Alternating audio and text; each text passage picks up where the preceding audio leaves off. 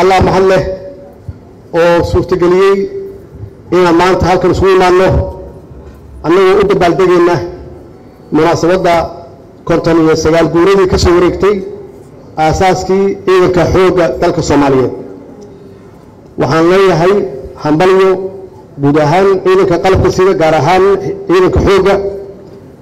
ehelooda cid walba waxaan leeyahay hambalyo ilaahay waxaan ka rajaynaynaa sanadka soo socda inaan gaarno guulo ka badan intii aan soo marnay waxaan rabaa inaan ka hadlo arrin naftayda igu reebtay taariikh sida janaal maxamed cali koro uga hadlay taliyaha ciidanka xoogga in la qarsho iyo taariikhdii ay isla soo mareen waxaan rabaa naftayda inaan ka taariikheeyo maxamed cali koro oo aniga u aqoon jiray jaamac cali koro waa sir fakatay anigoo dhalinyaro ah oo markaas u bilaabay wasaaradda arrimaha dibadda shaqo u bilaabay waa 82 yaa habeenada ka mid ah waa qafaalay waagaasna 82 waxa soo dagaalkii goldogod iyo balanballe marka wax alla wixii dhalinyaro ah waa la qafaali jiray nasiib darro ma oran karo laakiin waa la qafaal habeenkaas waxa la geeyay xeran ilaa 77 habeenkii dhan baan meeshan aan joognay 2000 oo dhalinyaro ah oo isku jira wax dawlad u shaqeeya iyo waxaan u shaqeyn iyo cid walba waagi markuu bariyay yaa waxa lagu soo qaaday baabuur waaweyn rumoorada kuwa leh yaa lagu soo qaaday waxaan isleeyahay waxa lagu wadaa meeshii ahayd balanbal iyo godobo wala wada xisay markii baabuurtay dhaqaaqday oo ay cagta saartay oo ay ka baxday meesh maxaan ku raahdaa kontrolkii hore balcad waxaan meesha aan rabo inaan khibradooda la wadaago waxay tahay iyo xoogga ciidankeena meesha uu marayay iyo waqtigii la lahaa ciidanka xoogga Soomaaliyeed waa waxyada Afrika waxa isdaba yaalay laga bilaabo maxaan ku raahdaa isgooska warshadaha ilaa hiilweyne oo ahayd meesha leeyahay baabuuro jiidaya taangiyo dababado iyo baabuuro badan oo aad leedahay ilaa 5,000 oo ciidan la saaran marka baabuurtu tartiib iyo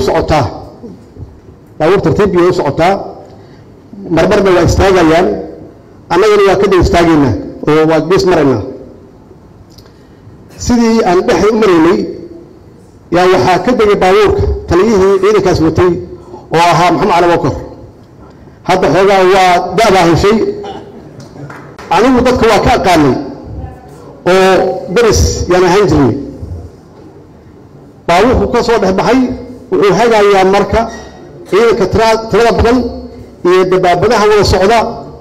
runtii inta badan baabuurka ila saarneed waa naxsanaayeen laakiin markay arkeen intaasoo ciidan socota oo jidada dagaalka u socota iyo intaasoo dabaabadood xaqiiqatan kulligeen qeyrana wada shay anigu markaas waxaan ahaa junior nin dhalinyaro markaas shaqo bilaaban ahaa qeyra kulligeen waxaan wada gashay intaasoo ciidan iyo intaasoo hub isjiidaya oo u socda jiidaha dagaalka inay ka harin xaqiiqatan hiilweynan tagnay kulligeen waxaan ku qanacsanahay kullig intii baabuurka laga saarnay cid walba ha lahaado hadduu yahay shaqaale iyo hadduusan ahaynba waxaan ku qanacnay markaan aragnay haybadda ciidanka iyo sharafka ciidanka iyo qalabka ay wataan iyo ciidanka siduu nidaamsan yahay iyo barboska iyo qadiyada loo socdo hadduu shaqeeyo qofkii hadduusan shaqeynba inuu ciidanka ka qayb galo هذا قال وانا وقفالي وانا يسوحوه لكن waxaan ku qanacnay markaan aragnay ciidanka qaabkiisa iyo nidaamkiisa iyo quruxdiisa iyo heebadiisa iyo sharafkiisa iyo intaasoo ciidan oo socdo oo diyaar ah inay dadku u dhintaan annagu inaysan ka nafiicnayn marka annagoo ku qanacsanayaan ciidanka ka qayb galno oo tababarkaas qaadanno yaa subaxdii waxaa bilaabatay in layskala saaro marka bacdamaa ciidanku uusan ciidan ku yarayn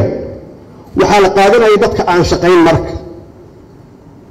iyo dhalinyarada yaa la qaadanaya laakiin qof alla qofkii shaqeeyey waa laga saaraya ciidanka xaqiiqatan anaa qusuucsan yaa laga soo saaray markii anigu aan sheegay inaan wasaaradda arrimaha dibadda u shaqeeyo marka runtii waxay ii ahayd xasuus gaar ah inaan arko maxaa carabokor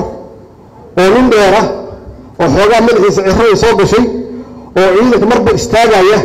oo hagaaya oo jidka maxaan ku rahdaa uga beeraya ciidanka kale dadka kale oo jidka maraya nasiib wanaag 3 sano ka bacdi waxaan isugu tagnay Washington isagoo adaat militaar ah iyo anigoo maamulka safaaradda ka shaqeeya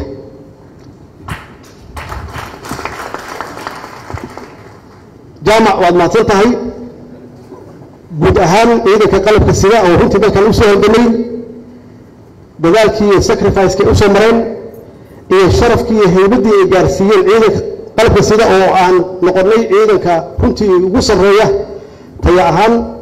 Afrika iyo caalamka oo meel walbaba laga sheego oo hadda markii ugu dambeysay aan tagay magaalada Bujumbura ee Burundi aan tagay madaxweynahoodu ii qiray anigu waxaan ka raadinay madaxweynaha inuu ciidanka jooga shirka dhexe inuu dhaafo oo aanan maxaan ku raahdaa aanan dib loo celin wuxuu ii sheegay uu qeyrtay in ciidanka Soomaaliyeed ay tababareen ciidanka Burundi hadda la taageerayo gacanta la siinaya kaliya Burundi ma aha inaan tababarnay halganada Afrika ka socday kulli qeybaan ka ahayn halganada kulli ciidamada inta tababar jirnay hubkana waa sii jirnay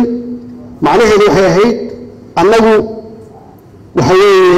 waxaan gaarnay isku filnaansho hadda se waxaan taagannahay in la caawiyo oo gacan la siiyo si aan u gaarno meeshii shalay aan joognay oo aan ku faaninay ciidankeena qalabka sida waa xaqiiq ciidanku waa laf dhabarka qarannimada Soomaaliyeed ciidanku waa tiir dhaxaadka difaaca dalka dal hadduusan ciidan lahayn qaran ma noqon karo madaxweyne iyo dalba waxaa lagu sharfaa inta ciidankiisa dhulku yahay inta ciidan cir uu leeyahay inta ciidan bad uu leeyahay yaa lagu xurmeeyaa laguna qiimeeyaa macnaheedu waxay tahay ciidankeennu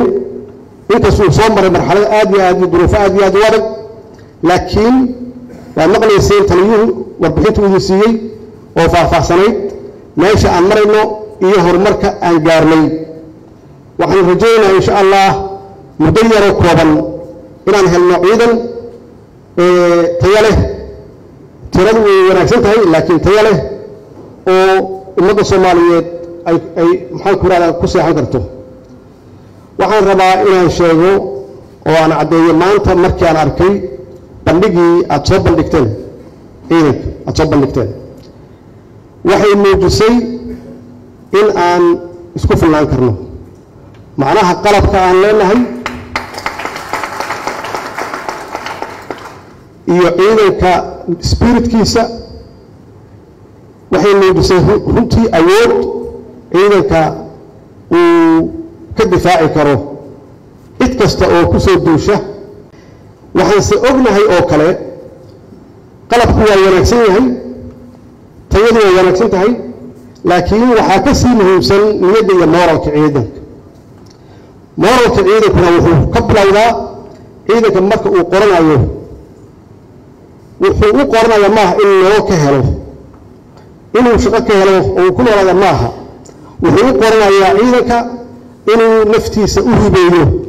inuu ciidiisa u dhinto inuu dalkiisa difaaco yuu u qoranayaa ciidanka laakiin ciidanku markii uu gaaro ciidan loo qorto mushaahar in laga qaato oo nolol laga raadiyo markii loo qorto ciidanka ama ciidanku uu yahay ciidan siyaasadeed ama ciidan qabiil ciidan ma noqon karo ciidanku wuxuu yahay ciidan markii uu leeyahay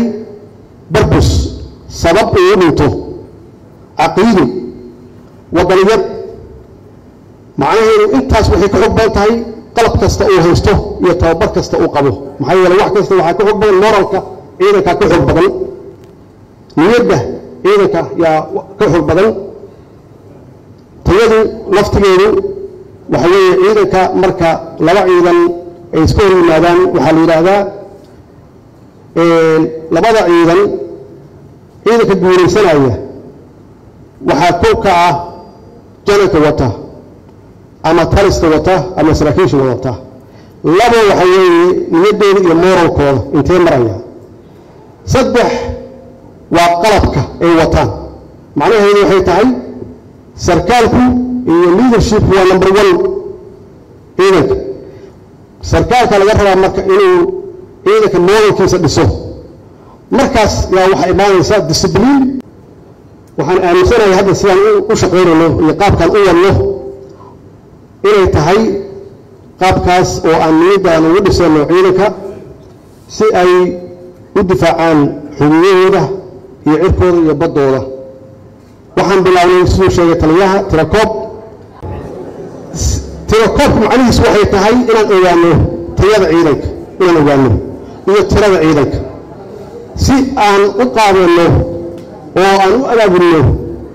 dagaalgelintooda iyo hawlgalkooda tirakoobku waxa weeye in ciidanka aan haysanin uu sax yahay waa ogtihiin labadii sano la soo dhaafay waxaan ku guulaysanay oo xaqiiqo ah waxa horey loo soo marayna ma ahayn inaan ciidanka xuquuqdooda siino haba iska yaraadaba oo ay joogto noqoto maalintaas aan bilownay inaan siino xuquuqda ciidanka waxaan ku bilownay inaan dhahno hala sameeyo tirakoob sax hala sameeyo biometric hala sameeyo xaqiiqatan si kasta ahaato aad iyo aad noogu adkaatay maxaa yeelay tirakoobku waa isbeddelkuna wax sahlan maaha dadku ma jecla isbeddel ilaahay hadda wuxuu nagu guuleeyey walays walba iyo dhib walba hanaga soo gaaro saddexdii bilood ugu dambeysay inaan xaqiijinno ciidanka aan haysano tirakoobkooda iyo tiradooda inaan xaqiijisano wax walba aan sameynay waa dhici kartaa in siyaalo ka wanaagsan la sameyn karay laakiin waxaan soo jiitamaynay muddo 2 sano ah sidii ciidanka aan tirakoob sax ah aan ugu sameyn lahayn xaqiiqatan taliyaashii hore naftigooda waa dagaaleen xitaa waxaa dhib noqotay in ciidanka loo sameeyo account number loo sameeyo si lacagta mushaharkiisa ay toos ugu dhacdo waxay nooga adkayd waxaynan malayn karin si kastaan ha u xanuun badnaato laakiin waxaan rabnaa ciidanka aan leenahay inaan ognahay tirada aan haysano tiro yar ma aha tirada hadda ciidanka u qoran mushaharaadka ku bixinayna labada sano tiro yar ma aha macnaha aan u sameeyo tirakoobkuna wax kale ma aha in aan quality-ga xaaladda ciidanka noloshooda aan wax ka bedelno waxaan uga bedelaynaa markii aan ogaano khaladka iyo inta soo hartay in dhaqaalahaas aan baajinay inaan ugu kabno iyaga kuwii sax ahaan ugu kabno meeshaas u soconno haddii 26,000 yihiin waa sheegaynaa tiradan waa laynoo yahay oo wax qarsoodi ah maaha haddii 15,000 aan diiwaan gelinay inta hartay waxaan ugu kabaynaa inta dhabta ah yaan ugu kabaynaa intaas waxaa dheer taliyayaasha maxaan ku raahdaa la jooga ciidanka saraakiisha inaan u helno iyaga naftigooda miisaaniyad gaar ah oo ay ku maamulaan bacdama aynan lahayn health insurance aynan lahayn in taliyahaas hadduu yahay taliye guuto iyo hadduu yahay taliye qeyb iyo hadduu yahay taliye urur aan u siino budget ama miisaaniyad gaar ah uu ku maareeyo askarta dhibaataysan intaasna lama heli karo haddii aan wax la sixin intaasna lama heli karo haddaan musuqmaasuqa laga bixin intaasna lama heli karo waxa weeye haddaadan haysan tirada saxda ah oo ciidankaaga aad haysatay uu yahay intaas waxaa dheer markii aan naqaano tirada aan haysano saxa ah oo annagana dhaqaalaheennii iyo wax walba aan ku jaangeyno oo noloshoodii aan wax ka bedelno oo mushaharaadkoodii aan u kordhino caalamka waa weydiin karnaa taageero waxaan oran karnaa intaan saxan haysanaa wax nagala qabto inuu kaalmeeyo haddii noqoto mushaharaadka haddii noqoto qalabka waana noo diyaar horena waa noo soo jiray waqtigii waxay nooga gooyeen maxaa yeelay tirada aan haysano tira la yaqaan oo sax ma ahayn marka dad qaban cid wax ku shaqeysan ma jirayso waa in loo yahay haddii wax bixinayaan leeyahay naftoodu lacagta dhirta kama soo goostaan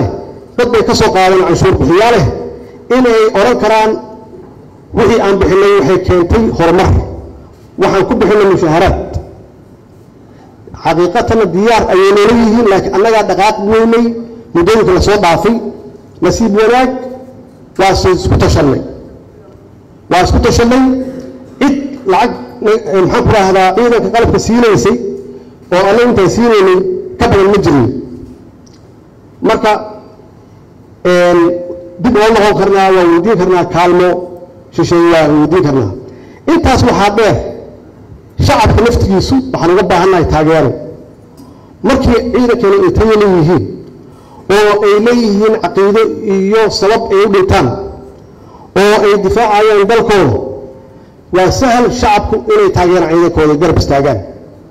waa sahal shacabku inay canshuurta bixiyaan oo canshuurta ay bixiyaan xitaa ay ku kordhiyaan sida hadda haweenka ay noo sheegeen ay u diyaarinayaan sida u taakuleen lahayeen ciidanka qalabka sida ee frontiyada iyo aagaga dagaalka ku jira maxaa yeelay wax walba waa sax hawlgalladu waa sax guusheennu waa saxan tahay qasdiyan shacabkuna gacan iyana siinayaan iyo cid walbaba saas darteed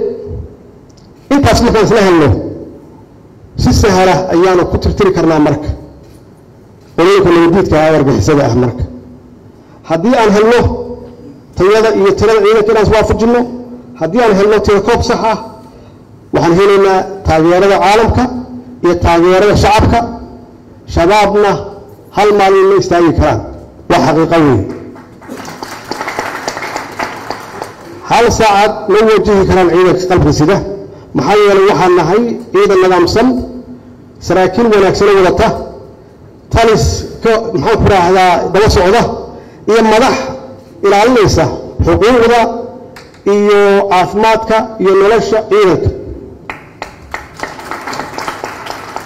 waxaan aaminsanahay waqtigu waa dhow yahay guushu waa dhowdahay waxaa guusha keliya laga xigta adadkaysi iyo ciidanka inaan ka bixinno musuqmaasuqa inaan ka saarno musuqmaasuq waa ognahay waddankan muddadii aan soo jirnay dhibaatadii nagu haysay iyo inay qayb ka ahayd burburka dowladnimadeennu halkaas waxaa ku taalla nabad iyo nolol yaa ku taalla muddo dheer yaa waxaa la horumarin jiray nolol nabaddana dib baa loo dhigi jiray sababta annagu aan nabadda u horumarinay waxay tahay nabaddaa wax walba ah marka nabad la helo yaa nolol la helaa laakiin nolol ma raadin kartid oo sidaan ahaan jirnay ahayd maxaa yeele qof walba noloshuu raadinayo nabad dal lagama lahayn waxay keentay marka nabad in la waayo waxa weeye macnaheedu nin madaxa ku socda weeye marka nabaddaa horreysa nabadda aan hormarinno nabadda aan ka wada shaqayno kadib waxaan helaynaa maxaan ku idhaahdaa ummaddeena iyo shacabkeena inay nolol wanaagsan helaan laakiin haddaan ku dhaqanno sidii ay ahaan jirtay oo qof walba uu ka raadiyo meeshuu wax ka heli karo sax iyo khaladba hadday 20 ka sano soo socdo sidii aan ahayn yaan ku jiraynaa marka kulligeen qalbiga aan gashanno kulligeen aan isu sheegno nabadda annaga yaa ku nool iyada nooguma noola nabaddu waa aasaaska bini aadamka iyo horumarkiisa weyn nabaddu aan ka wada shaqeynayno nabaddana waxaa keeni kara ilaahay ka sokow waxa ugu horreeya ciidanka qalabka sidaa keeni kara shacabkuna way kaalkaalin karaan oo waa taageeri karaan laakiin nabadda waxaa looga fadhiyaa ciidankaa looga fadhiyaa maxaa yeelay iyagaa loo tababaray iyagaa laga rabaa cadowga inay la dagaalaan hadduu yahay cadow shisheeye dibadda iyo cadow gudaha labadaba waxaa intaas dheer uusan taliyaha ka hadlin doctorooyinkii qaabkii aan u dagaali jirnayna waa bedelnay qaabkii awal loo tababaray ciidankeennu waa qaabkaan sheegay oo dabaabadaha iyo ciidanka cirka iyo kulli ay محمد الله كل جنجرين أو هيد قاب دولة conventional اللي يراهدوا إيه بدك هذا أنا نضيع علينا هذا يقاب تقول على conventional معه وكبوين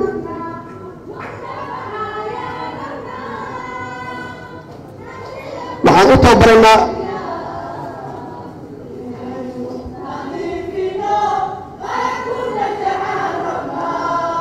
ciidanka waxaan u tababarnaa qaabkay u dagaalamaan oo ismaatrig la yiraahdo yaan u tababarnaa waxaan hubaa muddo yar oo kooban inaan ka adkaanayno sidii hore aan la dagaalanay runtii ma ah xamar markii laga bixinayay saxdii ahayd conventional bay ahayd maxaa yeelay iyadoo dhufeysyo qoteen ciidanka ay dhufeysay qodnaa laakiin hadda sidii ma aha hawshoodu waa ku dhufoo ka dhaqaaq marka waa in loo helo ciidan noocaas u tababaran wuxuu go'aan ku qaatay taliyuhu marka ciidankeena laga bilaabo doctriinka uu ku shaqayn doono inuu noqon doono sidaas oo ismaatiga ah oo maxaan ku raadin sida u dagaalaan aan uga dagaalayno insha Allah wasalaamu calaykum waraxmatullaahi wabarakaatuh